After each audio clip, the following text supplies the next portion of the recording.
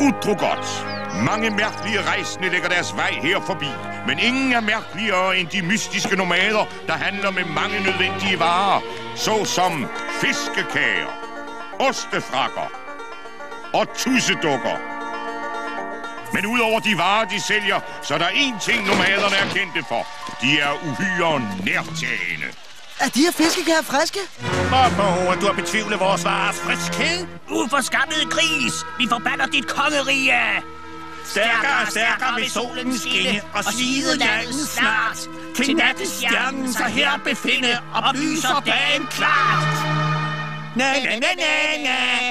Godt gået, Dave! Babask! God forbandelse! Ja, vi styrer. Og således fører nomadernes forbandelse spejlæg med sig, samtidig med at Utrogot bliver varmere og varmere. Din klod, Rian! Hvordan kunne du fornærme en nomade? Hvorfor døber du ikke bare hovedet i honning og stikker det ind i en bighube? Hvad skal vi gøre? Ham nomaden sagde, at det ville blive varmere og varmere, indtil en stjerne lyser om dagen. Ikke en stjerne, nattestjernen. Det er en magisk ædelsten, som er det eneste, der kan stoppe forbandelsen og redde Utrogot. Jamen, så lad os finde den. Den er at finde i rædselshulen. Held og lykke til den, der henter den. Det er dig. Det er din skyld. Men rædselshulen, den bliver sikkert bevogtet af uhyre eller trolde, eller... Drager! Dave, har du nogen anelse om, hvad varmen gør ved mit hår? Hvis det bliver bare en eneste grad varmere, så...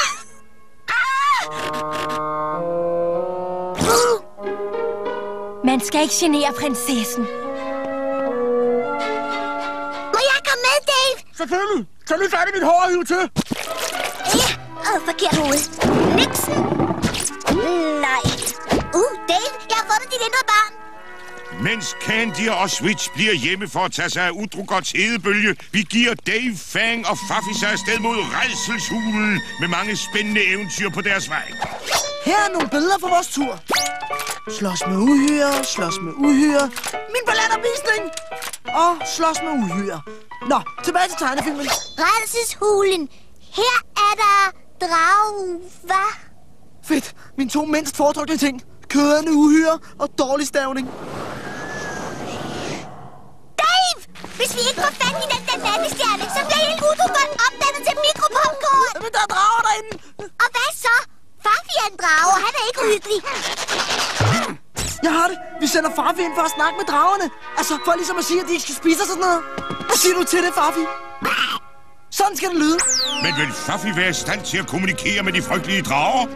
Og vigtigst af alt for Fluffy, vil de kunne lide ham? Hvordan vil de tage imod ham? Vil de være hans venner? Vil de drille ham og kalde ham tøsedrage? Alle de tanker flyver gennem Fluffys hoved. Eller det ville de, hvis hans hjerne ikke var på størrelse med en ært.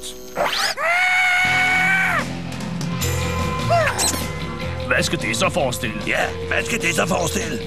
Hey, jeg tror sørme, det er en drage. Er den ikke nuttet?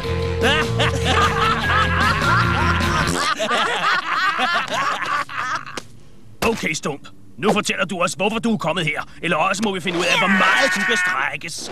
Ja, hvor meget du kan strækkes. Så der er nogle mennesker derude, og du er deres kæledyr. Du kan da ikke være noget kæledyr. Nej, du kan ej. Du er en drage. Du er et bistert, blodtørstigt bæst, som spyr ild. Okay, du spyr så lyn. Vi er ikke fordomsfulde, men sagen er, at drager hænger ikke ud med mennesker. Er du med? Men ingenting. Du vil gerne være en rigtig drage, ikke? Du vil gerne være sej, ikke? Jamen, så skal du høre, hvad du skal gøre. Altså, hvordan skal Var de flinke? Tilbød de dig nogle hors d'oeuvre? De vil altså give os nattestjernen. Det er super! Jeg bryder mig ikke meget om den hule. Tror du, det er farligt? Nej, bare lidt beskidt. Hey, det der må være nattestjernen! Ja, men jeg kan ikke se nogen drag. Farfi, gør du noget? Din møgdrag! Du har lukket os i en fælde! Jeg går ud fra, at jeg tænkte, at jeg spiser os nu. Nej, vi er jo ildsbyende drager, ikke? Det eneste, vi spiser, er kul. Kulburger, pizza med kulling, Coca-Cola. Du skulle bare smage min kulsalat. Men vi har dog andre planer med jer. Ja, planer med jer. Det kunne være værre. Hvordan? Dave kunne være allergisk over for kul. Det er han. Nå ja. Alt imens Dave og Fang slider i det, tilegner Faffi sig en rigtig drages færdigheder. Sikkert du fik for råd dine venner, knægt. Velkommen i klubben, gamle dreng. Han lærer, hvordan man brøler.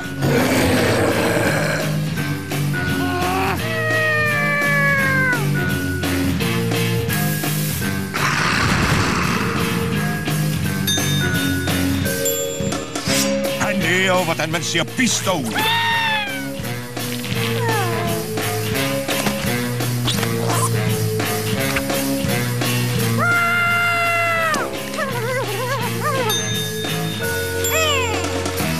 Han lærer, hvordan man får besværlige ketchuppletter af sine vinger. Men Faffi er tynget af skyld over sit forræderi over for Dave og Fang. En skyld, han bearbejder ved fuldstændigt at glemme den. Det er blot en af fordelene ved en etcifret IQ. Samtidig stiger temperaturen i Utrogot. Turistseværdighederne er blevet hårdest ramt. Især isskøjtebanen, Voksmuseet og naturligvis det verdensberømte museum for ting, der eksploderer, når det bliver varmt.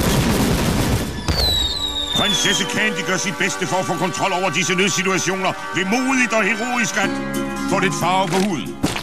Okay, jeg har den. Kuldeformularen. Hurra fordi du... I form pragt. Kuldifiliorkus. Klapdifiliankat. Sommerferie. Så skal vi feste. Tilbage til Rædselshulen. Ja, helt sikkert bøvs. Ved I, hvad der ville være vildt sjovt, hvis vi drillede menneskerne? Ja, det er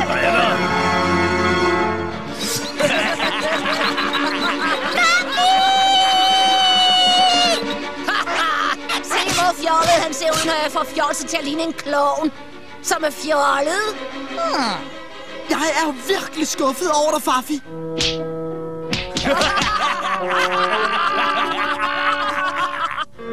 Imens Faffi ser Dave lide, mindes han alle de dejlige stunder, de to har haft sammen.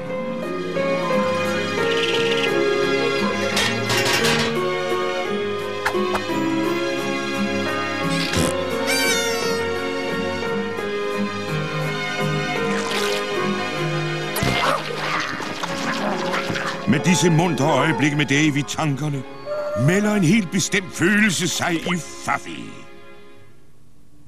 Et blindt og ubenhørligt raseri.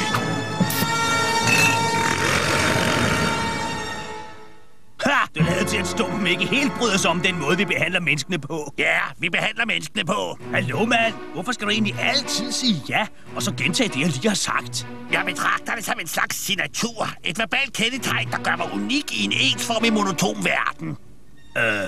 Okay. Så Stumpen er sur, hva'? Hvad vil du gøre ved det, Stumpen? Ved du?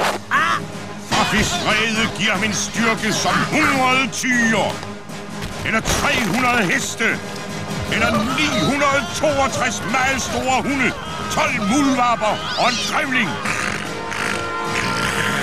Nej, stop! Vi giver op! Wow, Faffi! Skidt med, at du forrådte os. Det var det værd nu, hvor du gennemkværkede de drager. I må ikke tage nattestjernen. Min mor gav mig den i adventsgave. Tag den! Jeg er så stolt af dig, Faffi. Sådan som du forsvarede os over for de bøller. Du er bare super duper. Barbarisk. Og således vender vores helte tilbage til Utrogot med Nattestjernen. Lige rette tid til at opdage, at alt er helt i orden. Hvad mener du med, at du ordnede det uden os? Jeg talte bare med ham nomadefyren, som hævede forbandelsen. Det viser sig, at han er vild med solbrune piger. Så du reddede Utrogot ved? Totalt modigt og heroisk at få en smule farve i huden. Ret fikst, ikke? Tænk, at vi skulle alt det igennem for ingen verdens nytte. Hov. Vi er kommet til jer for at sælge vores varer, og så maser I os! Uforskammede hund. Vi forbander jeres kongerige. I maser os, det kan vi ikke have. Forbandet skal i jeres lysvital. Vil de sige, at tegnefilmen er slut? Det tror jeg. Barbarisk!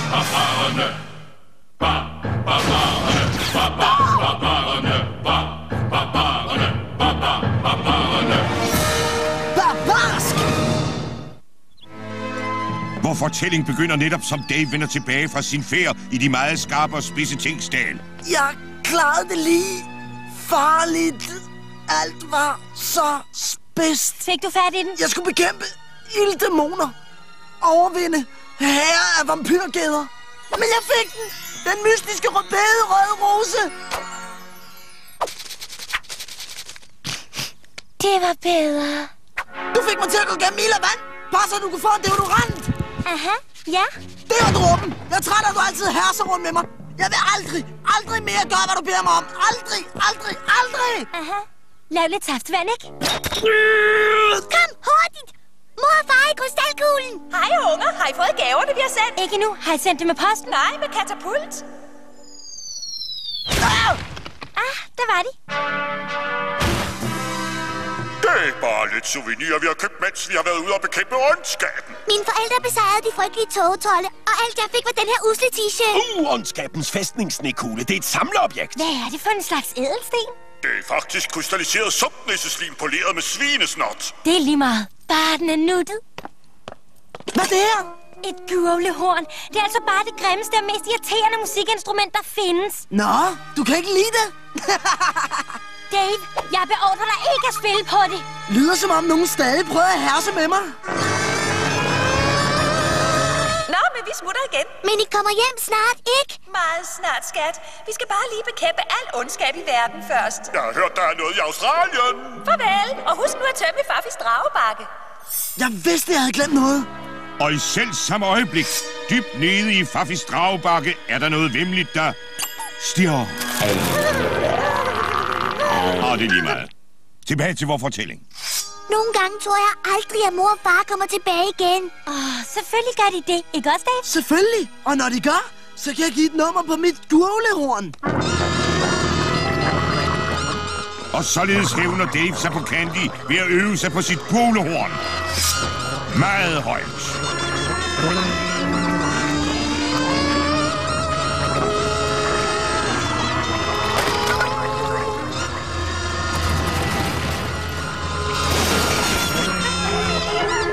Stop så! Jeg befaler dig at stoppe! Jeg sagde jo, at jeg ikke ville lade dig herse rundt med mig mere. Nå, hvis du vil have mig undskyldt. Men Dave, det er så højt, at du kunne vække dig død til live. Hold da op. Men hvad Dave ikke ved er, at Candy har ret. Daves musik er høj nok til at vække det døde til live. Og ikke blot vække det, men også slippe det løs. Baba? En gang til. Jeg hørte ikke, hvad du sagde. Men ostehævl!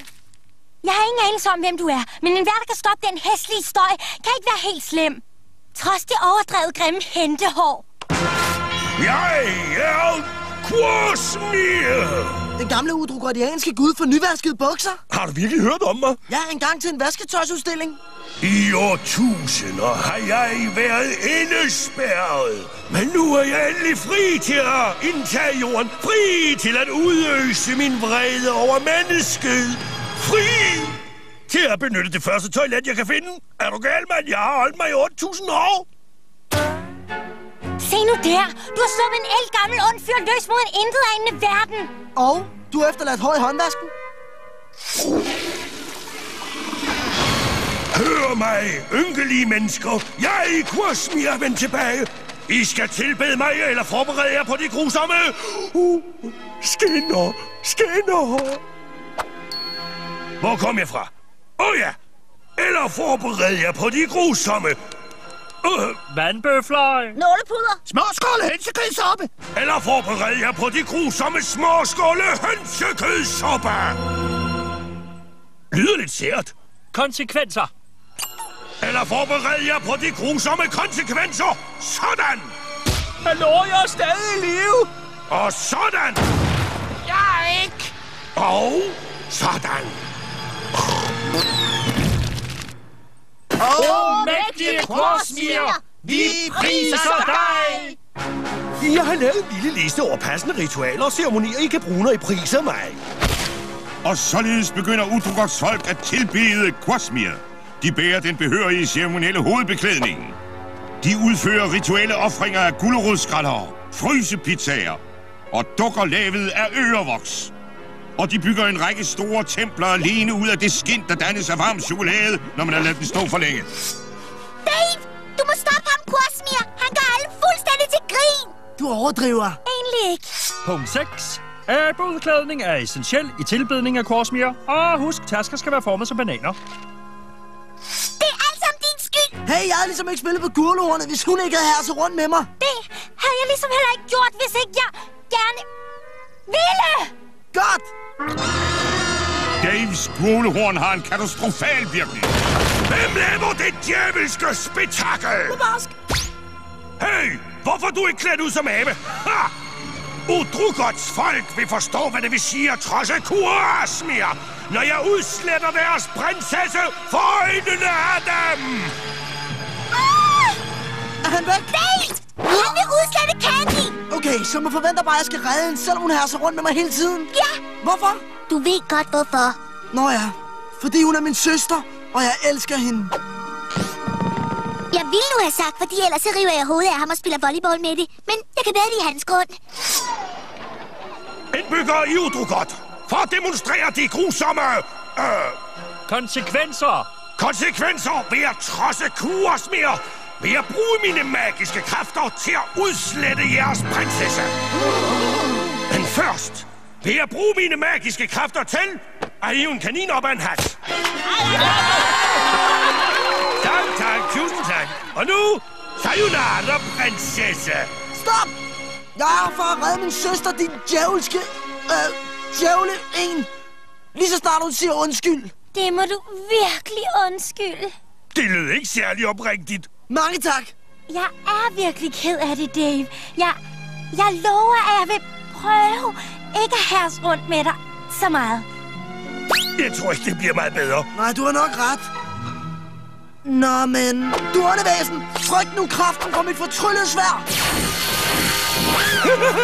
Er det det bedste, du kan? Du behøver altså ikke lige frem blive grov. Vent lige, lad mig lige teste mig selv. Babarsk. Jamen, jeg virker fint. Quasmir! Forbered dig på Fangs vrede!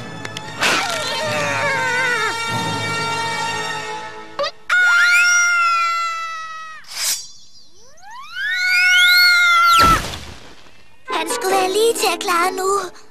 Så er jeg her. Undskyld, det tog så lang tid, men jeg skulle lige have vokset mine ben. Godt så, dit udyr. Kaffekrabuff! Wow, du har kureret mig for mit arvelige hårtab. Hvorfor virker det ikke på mit hår? Og nu, dødelige skaljalle! Det skinner. Hvor kom jeg fra? Nu skal alle... I skal alle... Hold ham beskæftiget, jeg har en idé. Din idé er vel ikke, jeg kan godt komme væk, bare Fang holder ham beskæftiget. Sværger! Skal I alle... Svulme op? Nej. Hugge brænde? Nej. Hvad siger cirkusdyr? Cirkusdyr, siger du? Nej, hvad siger du? Nej. Hey, Quasmir! Se, hvad jeg har til dig. Det skinner. Det skinner. Dave bruger de souvenirs, hans forældre sendte, til at lave et spor af skinnende ting, der leder Quasmir tilbage til det hul, hvorfra han oprindeligt kom. Kom her, Quasmir. Kom så. Quasi. Det skinner. Der er ikke flere skinnende ting. Jo da! Ikke mit gule horn. Det skinner! Mit gule horn. Det er vel nok heldigt at have et lager cement ved hånden, hvis vi skal bygge et hus eller spærre et gammelt ondt udyr ind i hans underjordiske kammer. Vi kan ikke spærre kurs mere inden for evigt. Jeg vender tilbage. Og når jeg gør det, så vil jeg... bage en kage. Opfinde bogtrykkunsten. Jeg har det. Jeg vil dressere et cirkusdyr. Bravo! Nå, men nu var I næsten ødelagt utrogat. Så håber I kan opføre jer som civiliserede barbarer fra nu af. Klart, onkel Oswitch. Vi vil aldrig komme op og skændes så barnligt igen. Jo, vi vil. Nej. Joho. Nej. Joho. Imens. Vi bliver nu altså nødt til at fortælle den dragebakke-historie en dag. Nå, men slut for den gang.